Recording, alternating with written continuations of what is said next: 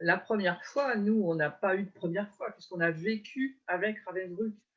Les parents, enfin ma mère, nous parlait quand même de Ravensbrück, même si, nous ne connaissions pas Ravensbrück. C'était dans la dans la vie courante, en fait, avec les séquelles qu'elle a rapportées, on vivait avec Ravensbrück sans en parler. Jamais elle nous en a parlé, hein. Il faut être, bien clair, Ravensbrück, on savait, mais, on n'en parlait pas.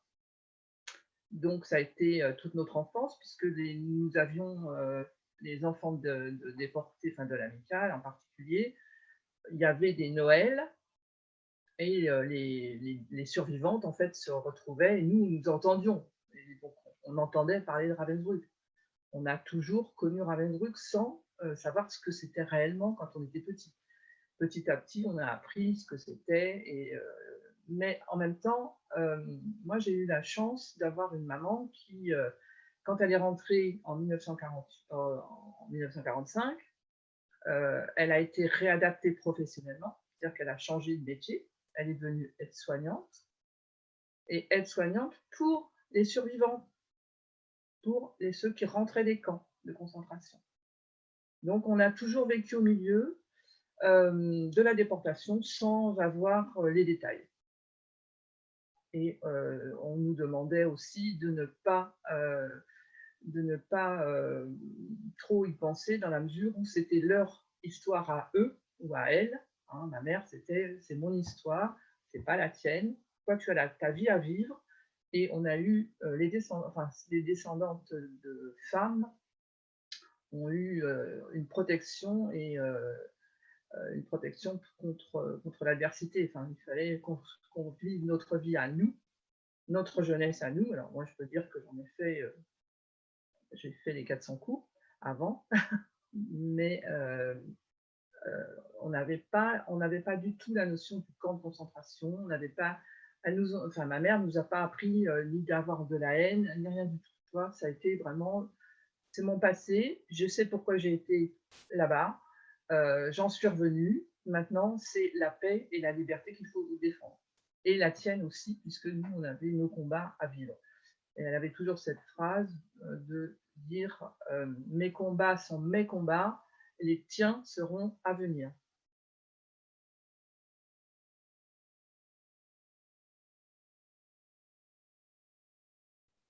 Alors aujourd'hui, pour moi, Ravensbrück, maintenant, pour moi, j'ai dit une fois, ma mère ne voulait pas qu'on y aille. Maman ne voulait pas qu'on aille sur le camp de concentration à Ravensbrück. On n'a jamais fait le voyage de mémoire, mais ça n'empêche qu'on vivait quand même d'une certaine façon autrement. C'est une déportée qui m'a accompagnée en 2004 pour la première fois et j'avais 57 ans. Donc, j'associe alors, la première fois que j'ai donc été à Ravensbrück, j'ai toujours dit, j'ai passé une barrière interdite par ma mère.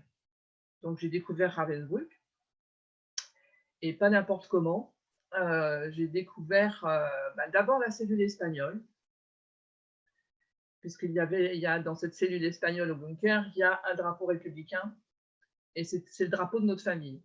Donc j'y suis entrée, j'ai toujours dit, je suis rentrée dans cette cellule comme une fleur et j'en suis ressortie en hurlant. Et c'est une déportée qui m'a recueillie et qui m'a expliqué, il m'a dit maintenant tu sais.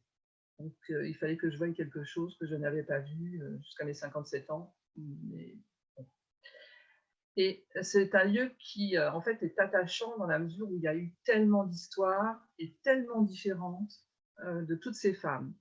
Donc c'est vraiment un lieu de mémoire.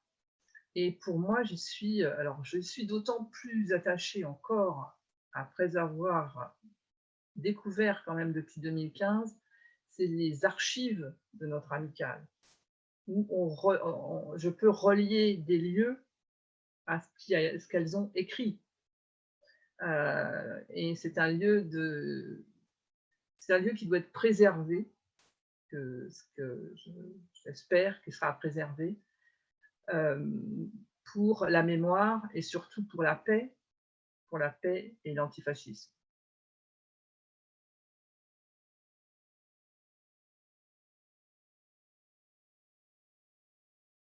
Alors nous déjà, notre échéance est 2025.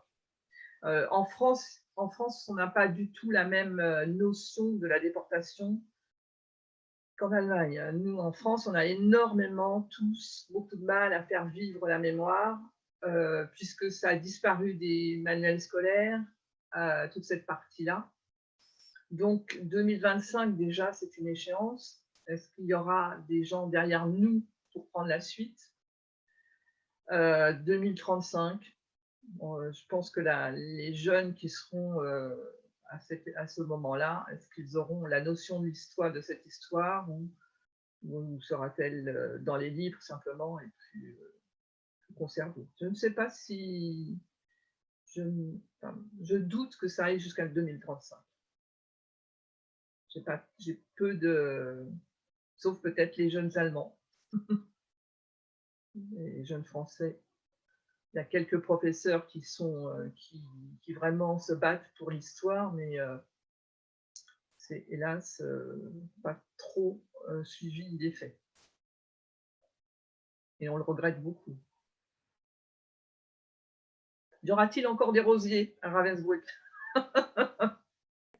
Sur la suite, sur l'avenir, moi je ne suis pas très optimiste, parce que de plus, Ravensbrück est un camp de femmes. Quand on voit comment sont aménagés les camps d'hommes, ils ne sont pas oubliés, ceux-là. Ils sont toujours...